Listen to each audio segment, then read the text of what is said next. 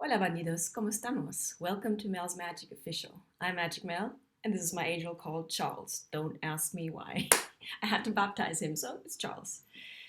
Welcome to episode 16 of season 9. And as I told you, I am bite-sizing these videos so I don't accumulate all of my experiences and then dish out these massive 1 hour long readings.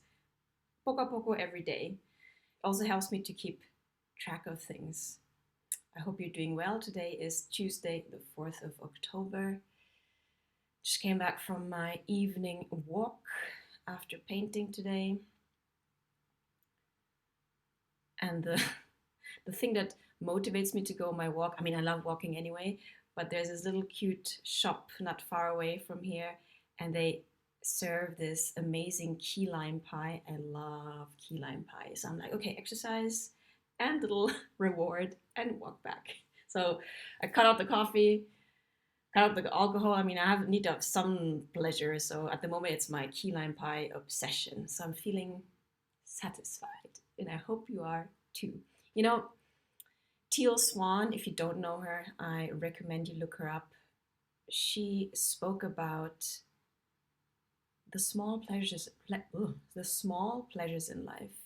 We tend to be very masochistic and hard on ourselves. Whereas if we're really in the present and can appreciate small things, for example, this key lime pie, or when I have my tea, or when I cuddle with my cat Pancho, it's these daily small delights that just make the tapestry of daily living richer. It doesn't have to be anymore this huge thing, the big accomplishment. For me, it's being present, flowing, staying connected to the present moment and flowing and enjoying those little treasures along my day.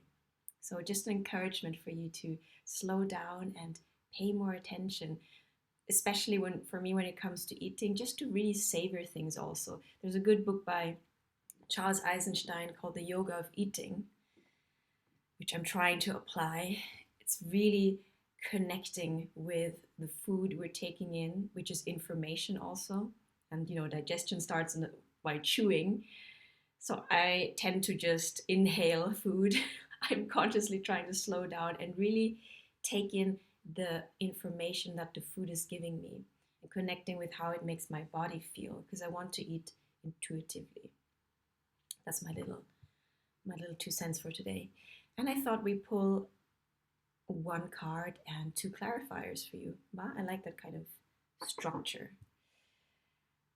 And I want to use the witches. They are sassy.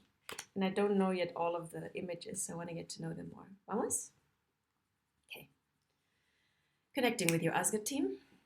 Angels, spirit guides, gods and goddesses and ancestors. Let's see. What is your main energy today, Vamos? What are you swimming in? Are you feeling the more balanced environmental energy? The temperance energy around us?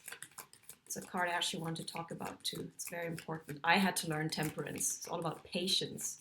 And I was not the most patient person with myself nor with other people.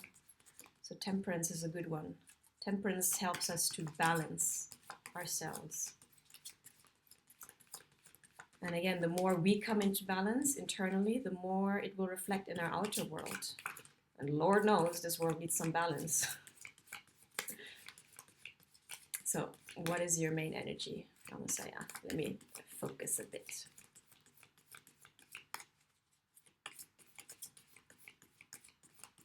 One more. See, I'm teaching you temperance. A little bit of patience here. Intuition says stop. Ooh, 8 of Swords. A lot of swords recently. Guys, what's going on? We had the 6 of Swords yesterday and the 4 of Swords. 8 of Swords. There's this lady. She is standing at the edge of what looks like a lake, and there's a castle in the behind. Very mystical scene, dusk or dawn. And she has these swords arranged in front of her, which is interesting. Maybe she's standing a little bit in the circle. And she's bound up and she has this blindfold. It's a bit kinky. In any case, she could easily walk through these swords. It's not like they're really confining her. So the Eight of Swords is this energy when we get stuck in our head and are caught in the web of our own, like a mental prison. The swords here represent, each one of them, a mental construct that is seemingly blocking you. That's the word, seemingly. So the question is, what are you being anxious about? What are you worried about? What are you overthinking? Why are you so up in your head? This is a good time to, a la Magic Mel, practice to being in the flow. Because when we practice that, the practice is to stay connected with our feeling body, not to get disconnected and up in the mind and get lost in thoughts, in the labyrinth of our thoughts, but just ground ourselves in the body. The body is connected to the now. So the more you do that and connect with the nudges, the feelings, the intuitions, you don't get so stuck up in your head. So how about trying that? Connecting with your body through exercise, cleaning, repetitive movements that kind of calm your mind also. Meditation, but it's not for everyone. If you're already kind of up in your head, try, peripheral vision. Yeah, you focus on one point with your eyes open and you slowly expand your consciousness, your awareness to the sides and up and down. Because this kind of peripheral vision is the opposite of tunnel vision, which is very much to do with the Eight of Swords, when we zoom into a problem and see only the problem or only the negative or only the perceived threat. When we have a wider sense of perception, it actually calms our parasympathetic nervous system. So if you're stuck in your head, try to come back to the body, to the now. Calm yourself. Yeah. If you want some tips, I'm a coach. I can help you with that. Let's see, why? What's going on? 2 clarifiers for you. Stuck in your head. What are you so worried about? What is making you anxious? What's going on? The good thing about the Eight of Swords is that once we realize what's going on, when I realize that I'm stuck in my head, I am actively trying to get back to the now. It becomes dangerous when we really get lost in the mind. And I'm talking as someone who got severely lost in the mind in the past, to the point where I had like a psychic break, mental breakdown. So now I'm very cautious and very devoted to this practice of staying connected, not splitting into the mind. But it happens to all of us. Mamas, why are you so up in your head? What is worrying you? The energy is a bit dense today. Oh, there we go. Ooh. Wow. Karma in reverse. Karma in this deck is judgment. So look at it upright. Karma has to do literally with our karma. And judgment has to do with us coming face to face with ourselves. It's kind of the day of reckoning, where we look at our behaviors and look at our actions and really have to be honest with ourselves. Like, does this still serve me? Am I deceiving myself? Came out in the reverse. So for me, this feels like you're struggling in this moment of reckoning with yourself, of really being honest with where you're at, why you're at where you are right now, what led you there. It's difficult. I mean, I get it. Our ego does not like to admit that we've deceived ourselves, that we've done something wrong. But at the end of the day, we cannot escape ourselves. And we will feel lighter and have less mental baggage when we actually face ourselves, look at ourselves honestly, self-correct, and move on, and not dwell in it, not beat ourselves up, not wallow in regret, not keep on looking towards the past. Because every time we just focus on the past, we miss the connection with the present moment. We cannot flow.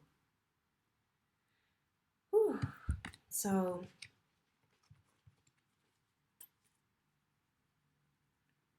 what are you trying to release? What are you trying to face? Thank you so much. Today on my walks help me to reflect also. And sometimes I have these flashbacks from when I was really stuck in my own darkness and I almost didn't make it out. It's so difficult to, I can transport myself back, but it's just so horrendous, that memory.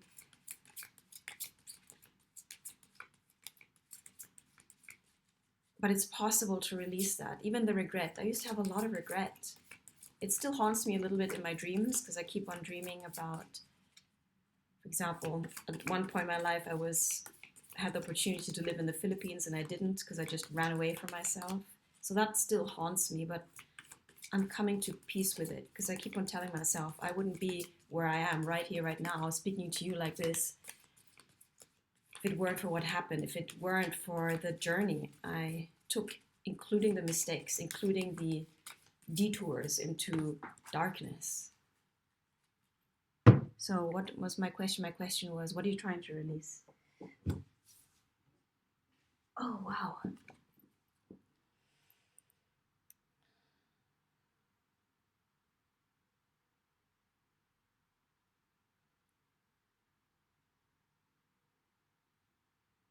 Wow, this is a complex energy. I feel you're trying to release a burden to do with your legacy, maybe with your family heritage. You're trying to free yourself from a false loyalty, perhaps to your family or to your lineage or to your connection with your family. Maybe that's weighing heavy on you. Maybe you're also feeling haunted, because this card has a haunting sensation to it. You're feeling haunted by the fact that, you're scared that you have missed a chance at really bringing some balance maybe to your family's legacy. It's something here to do with family or family tree, legacy. And that can weigh heavy on us. It's a whole story I can talk about.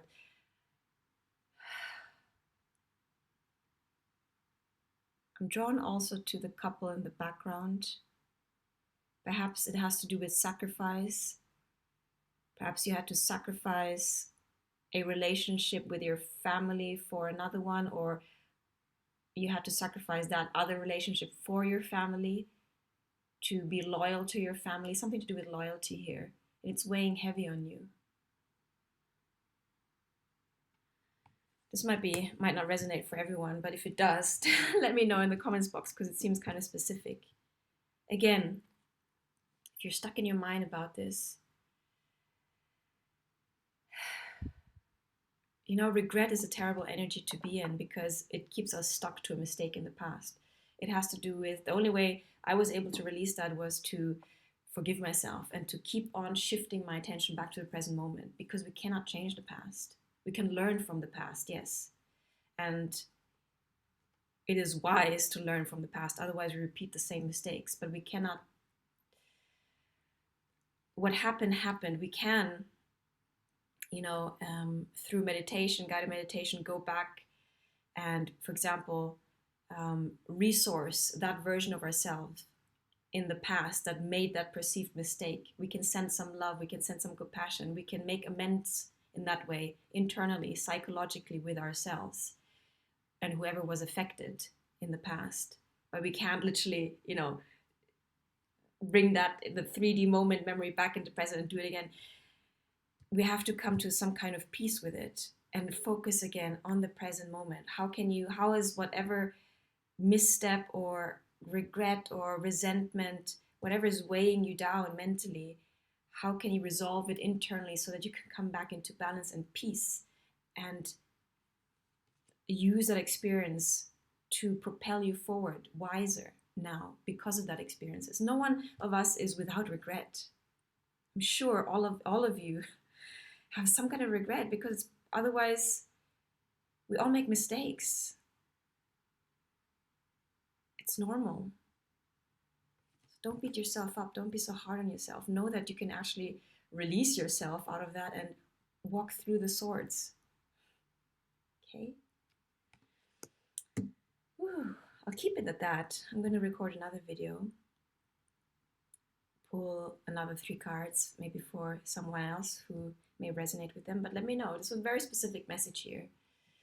Send a lot of compassion to you, because I know how that feels like, and I know the weight of karma, trying to let go of karma and dealing with family legacy. So know that you're not alone in this process. Yeah. Be graceful with yourself. Send compassion to yourself and try to make internal amends so you can come back into the present moment. Okay? Sending you lots of love. Charles and I are going to see you for next episode coming up right after this one. Ciao, bandidos.